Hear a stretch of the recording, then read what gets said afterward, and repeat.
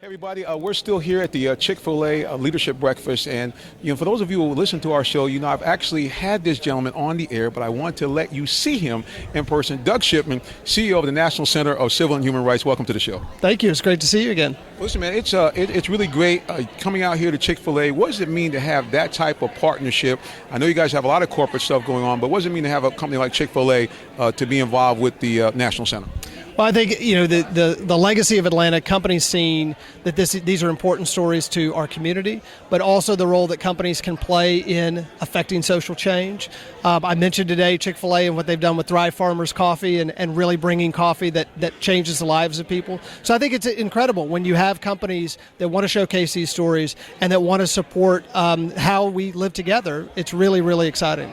One of the things you talked about, and I know it's very hard because you guys are Center for Civil and Human Rights, but you hit on something, and even one of the guests actually asked a question, the economics. What part do you guys think you can play, especially with your corporate connections, to help build the economic piece?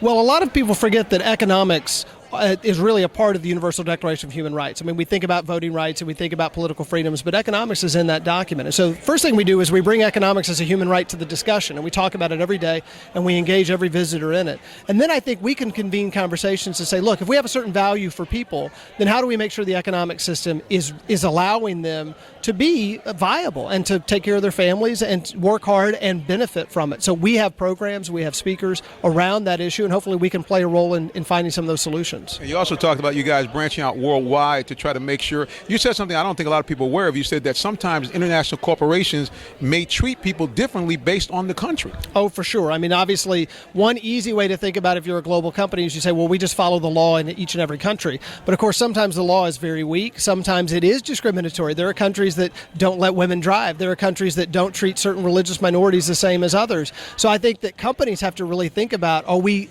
basically raising the standards in the places we do business, or are we simply resigning ourselves to low standards if they may exist? It's a big question. It really is, and I think everybody here is very, very pleased with the fact that you guys are looking like it's going to be on the vanguard to try to make these things happen. Another interesting thing you talked about, and we talked about this on the air, of trying to drive people to understand the area around that where you guys are. And you mentioned now you have kind of a joint venture now going on. That's right. We have one ticket, so you can buy one ticket and you can visit us, the College Football Hall of Fame, CNN tour, the World of Coke, and the aquarium. So you can come to downtown Atlanta, you can stay there, and for 2 or 3 days you can explore within walking distance all of those different attractions. And so what I think it's exciting is it's going to bring a lot more people to Atlanta, it's going to bring a lot more conferences to Atlanta, and I think it's also going to showcase the way that Atlanta has changed since the Olympics. Well, I think one of the things that you also mentioned, and you talked about, you guys are kind of not too far away from the AUC, and so that area needs an economic engine, so hopefully you guys can be a part of that as well. I know they've got some things operating in the neighborhood that they're trying to get launched off around the new stadium as well.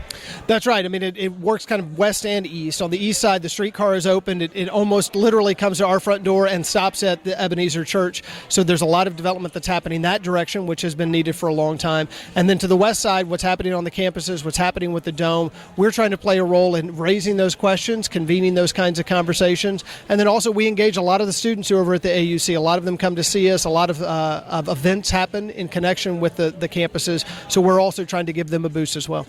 Well, there it is. We got Doug Shipman, CEO of the National Center get this right, National Center of Civil and Human Rights. I always got to make sure to get it right. Now, how can people find out more about you? I know you guys are obviously online. You're on social media. Tell people a little bit about that. Sure. We have a website, civilandhumanrights.org. You can find out ticket information, hours.